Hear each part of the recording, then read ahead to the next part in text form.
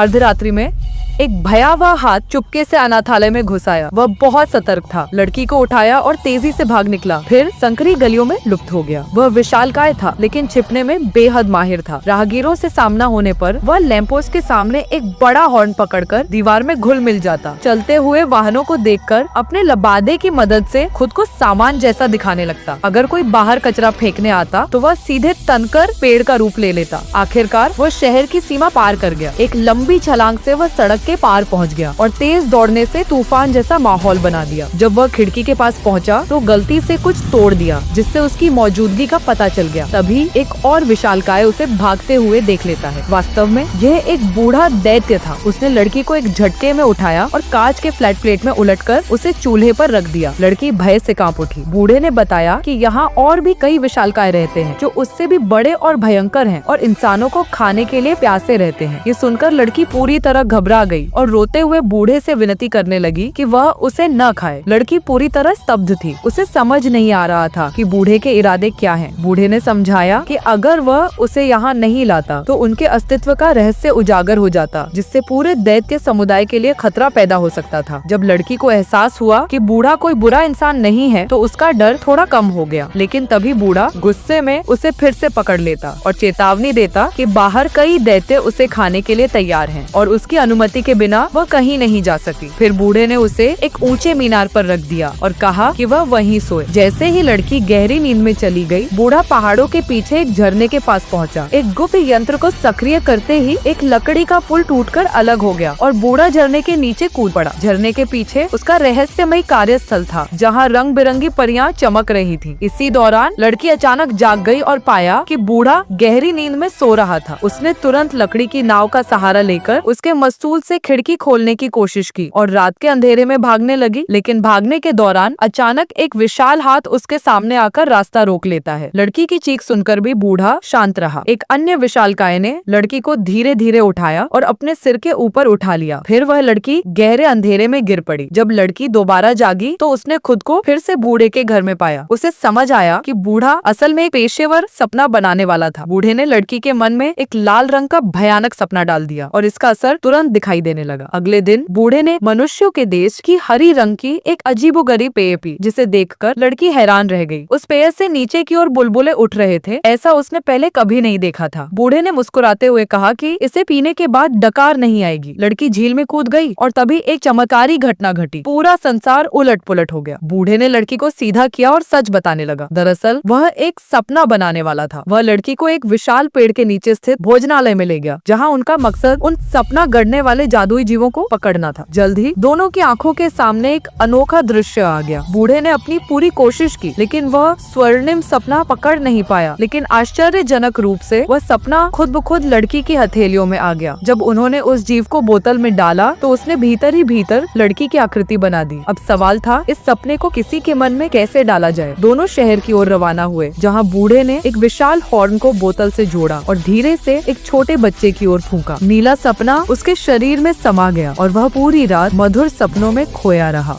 वापसी के दौरान बूढ़ा इधर उधर खोजता रहा, लेकिन उसे लड़की की प्यारी सी रजाई कहीं नहीं मिली। तभी उसके मन में खतरे की घंटी बजी, क्योंकि विशालकाय दैत्यों की सूंघने की शक्ति बहुत तेज होती है। अगर उन्होंने लड़की की मौजूदगी को भांप लिया तो हालात बेहद खराब हो सकते थे। सुरक्षा के लिए बूढ़े ने लड़की को अनाथालय वापस भेजने का फैसला किया, लेकिन लड़की वहाँ लौटना नहीं चाहती थी। उसे वह जगह बिल्कुल बेकार लगती थी, मगर बूढ़े की मजबूरी थी। उसने बताया कि इससे पहले भी वह एक छोटे लड़के को विशालकायों की दुनिया में ले गया था, लेकिन वहाँ के क्रूर दैत्यों ने उसे एक भारी बोझ की तरह इस्तेमाल किया। लड़की फिर भी जिद कर रही थी कि वह बूढ़े के साथ वापस जाएगी, मगर बूढ़े ने उसे खतरे में डालना ठीक नहीं समझा। जब लड़की अनाथालय पहुंची तो उसने देखा कि बूढ़ा उसकी बालकनी पर चढ़ा आया था। एक बड़ी हथेली ने उसे थाम लिया। आखिरकार बूढ़ा लड़की की जिद के आगे झुक गया और उसे फिर से अपने घर ले गया, ताकि वे मिलकर यह सोच सके कि खुद को कैसे छिपाया जाए। तभी विशालकायों का एक झुंड वहाँ आ धमका। उनके हाथ में वही गुम हुई रजाई थी और वे बूढ़े पर इंसान को छिपाने का आरोप लगाने लगे। फिर वे पूरे घर में इधर उधर लड़की को खोजने लगे। इस हंगामे में उन्होंने बूढ़े की वर्षों की मेहनत को तोड़ फोड़ दिया। हमेशा शांत रहने वाला बूढ़ा इस बार बुरी तरह भड़क उठा। उसने जलती हुई मशाल उठाई और उन्हें खदेड़ने लगा। जब उन्होंने तलाश खत्म नहीं की तो गुस्से में बूढ़े ने एक बाल्टी उठाकर उन्हें बाहर फेंक दिया। इसी दौरान लड़की गलती से उस छोटे लड़के के कमरे में पहुंच गई, जहां उसकी नजर रानी की एक तस्वीर पर पड़ी। तभी उसे एक शानदार योजना सूझी। उसने बूढ़े से कहा कि वे रानी से मदद मांग सकते हैं।